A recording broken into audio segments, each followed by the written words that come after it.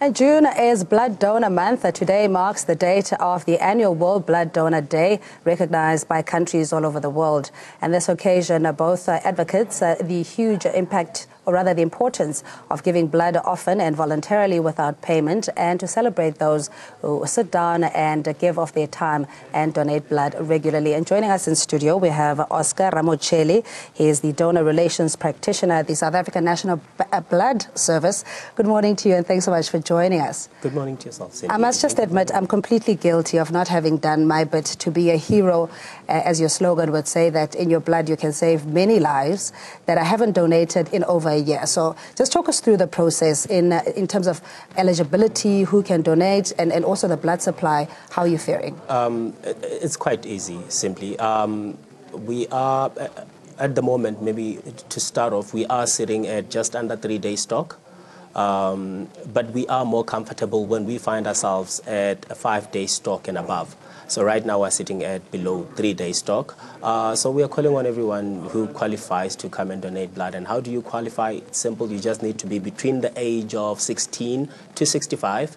You need to weigh 50 kgs and more. You need to be in general good health. You need to have eaten a meal or a snack within the 4 hours. But most importantly, you need to lead a sexually safe lifestyle, obviously. And I must admit, you know, often when we want to donate blood, there are other life circumstances, being the flu or that you're under medication and you're not able to give. So what are some of those conditions under which people may not be able to be eligible to donate blood?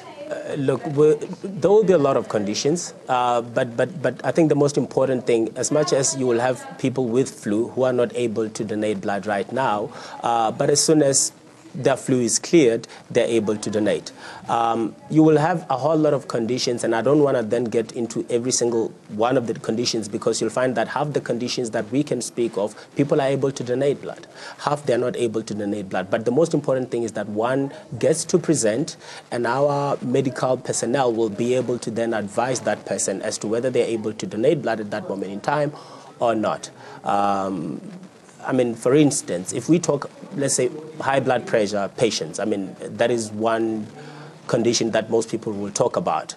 They are able to donate blood, provided that their conditions are being controlled with medications. Will need a letter from their doctor just to attest to the fact that, yes, their conditions are being controlled. So those kind of things. So it's very much important that one, with whatever condition they present, and then our medical officers then get to look at the condition and advise them accordingly. So if you suffer from iron deficiency or low blood pressure, or you're diabetic and all of that, people may be of the perception that you can't donate blood, are those conditions permissible? Look, conditions like when you're talking about suffering from low iron, you are not able to donate. Because at times people who suffer from low iron level, who are deemed to be anemic, they're not able to donate blood at all. They might find themselves having to receive blood themselves, so they're not able to donate. But when we talk then diabetic patients and high blood pressure patients, yes, they are able to donate should the conditions be controlled, obviously. Yeah, and your drive, I mean, you always have activation, so there's no excuse in accessibility to blood donation centers. They're even in shopping malls these days and at local clinics. Why is it that you haven't had or increased the number of donors, or has it improved over the years? Look, there are donors who are coming in, and then there are donors who are falling off, and that is one of the things that we'd like to know as to why people are not coming back to donate, because at times people tend to think that you donate once and then that's it, you have done your part to society, and it does not necessarily work like that.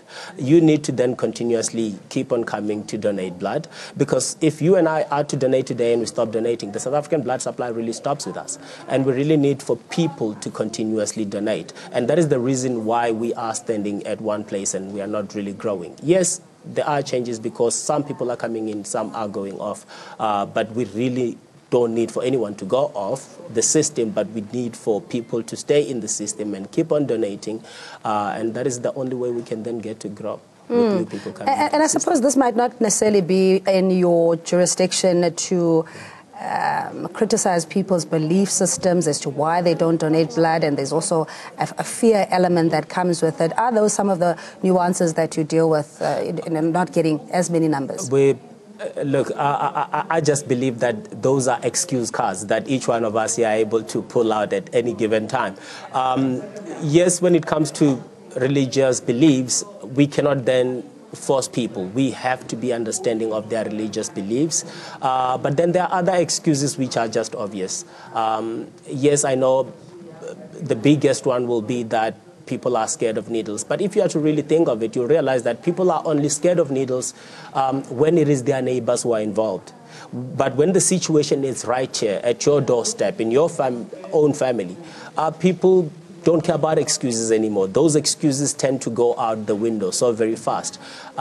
So we do I'm get petrified of needles. So as you say that, but I must say that in terms of your operations and the nurses, they're very gentle, and they'll create an environment where you feel safe or even distract you if you're that kind of personality who's scared of needles. But that is not an excuse, because as you're saying, if the situation is facing you and a loved one needs blood, or even yourself, you don't have much of a choice. Yeah.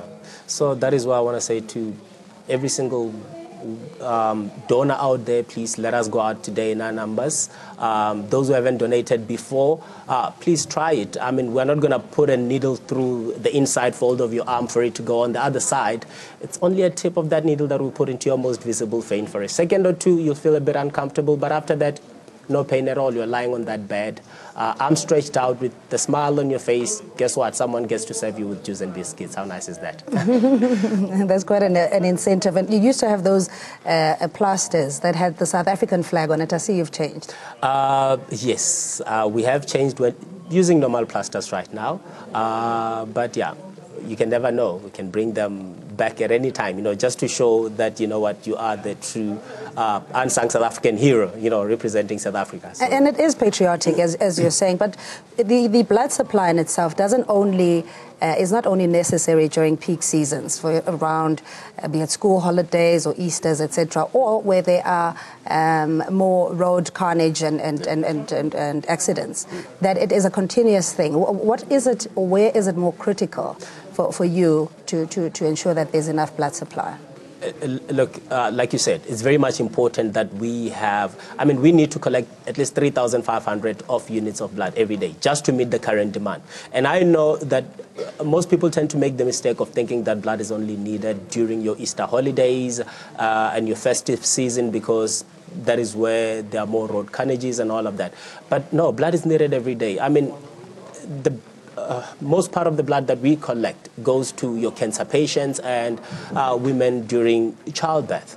And how many kids are born in South Africa every day? It just tells you the biggest part of, like almost 50% of women who goes into labor, they go with that chance that they will need blood transfused into them or the new baby. Cancer patients, we've got so many cancer cases in South Africa, and those need blood on a daily basis. So that's what makes it even more important that people get to donate blood, so that we're able to get to the 3,500 units of blood that we need to collect every day. Let's talk about, if you will, the product mix that comes from a pint of blood. As you're saying, you can donate at least 4 times a year. So is it about 4 times a year? You can donate as many as 6 times in a year, because you're able to donate once every 56 days. Okay. Yeah. So what type of products then are manufactured or cultivated from blood? Okay. And this is quite interesting, because, like myself, when I was growing up, I used to just think that, blood is entirely red and that's it. But no, blood is not entirely red. Blood is made out of 3 components that we then get to separate from that very unit of blood that you get to donate. We separate your blood into your red blood cells, which brings out that dominant color red, and this product can be used for accident victims or anemia patients. We have your platelets, which can be used for your cancer patients, and then we have your plasma product, which is taken out of the very same unit of blood that can be used for hemophilians. Hemophilians being those people who just bleed internally without cause. Out of a very small cut, they bleed excessively or even bleed through their eyes. And then the safety of the blood as well, and the red blood types, because we often hear that if you're O positive, I think the blood can then be administered to anybody, regardless of their condition. Yes. Look, all blood types are important, and this is one thing that people need to take. all blood types are important, but when it comes to emergency cases, O becomes very much useful because without having to do compatibility test, we are able to transfuse O's into the other different blood types, and with no problem. And yes, O, it is the most common blood type. I mean, about 34–35% of the population, they are O, with about 1% to 3% being AB, so which makes AB the rarest. Oh, okay. And how does that then compare based on ethnicity, you know, the type of blood that is, or blood type that is more prevalent or prominent in particular ethnic groups? I would say it is just equally spread across. I wouldn't say maybe black people will have more of B's of A's. It's quite spread across. Okay, so this is International Blood Donor Day, or Annual World Blood Donor Day. So what activities are you engaging in? Look, to try to celebrate all the donors, you know, across the country, and yes, obviously with other blood transfusion services doing it around the world, we are having different blood drives in shopping centers, in our donor centers, and trying to just say to them as they do come, thank you very much, that you gave your time to donate your blood voluntary without expecting anything in return, and just to try to encourage them not to stop but to keep on going so that South African lives can be saved. So we have different activities that are happening. One thing that people can just try to do at the moment is to look into our website to try to get more information of activities that could be happening anywhere closer to them. And is it common practice around the world not to incentivize monetarily or, you know, to pay for blood donations? That is what the World Health Organization is trying to drive all blood transfusion services towards. South Africa, we are one of the most fortunate countries because we have started this just a long time ago, that we don't incentivize people for donating blood, but try to encourage them to donate blood without expecting anything in return. And really, that really do us a lot of good, because then you get to have people donating not because they're expecting anything, but because they really want to do it. When you start having people donating because they're expecting something in return, that is when you cannot then really guarantee the safety of the blood that you are getting and giving out to your patients. But yes, we do have the best testing systems. Yes, I mean, in the South African National Blood Service over the years, I mean, I think it's probably a decade or if not more, where there had been concerns about blood safety and whether people abuse the system in testing their own health, you know, whether they might have contracted a disease or not. Look, we have had a whole lot of those cases, and that is problematic, and I'll just like to encourage people not to do that, but for people to know themselves really before they really get to come and present to donate. But yes, fortunate enough, our testing systems have been able to come through for us.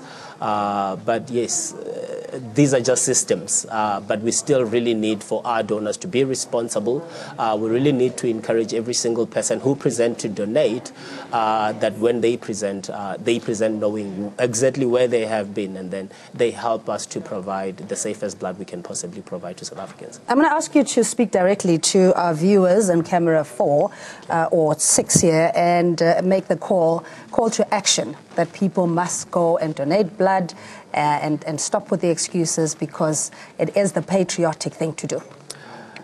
Look, South Africa, please join South African National Blood Service on this call for donating blood during World Blood Donor Day. You can get to find out of the different centers where you can get to donate blood through our website, through our toll-free number, which is 0800 1190 31. We are there on the different social media platforms. Please find out of the closest donor center or any mobile blood drive where you can then get to donate. Remember, this year's theme for World Blood Donor Day by the World Health Organization is be there for someone else, give blood, share life. So I say donate blood and help save lives, South Africans. Rera Mocheli, thank you so much for your time. Thank you very much for having me. Really appreciate it. And we hope you'll heed that call and donate blood on this World Blood Donor Day. And thank you so much for staying with us. We'll take a quick break and we'll see you thereafter.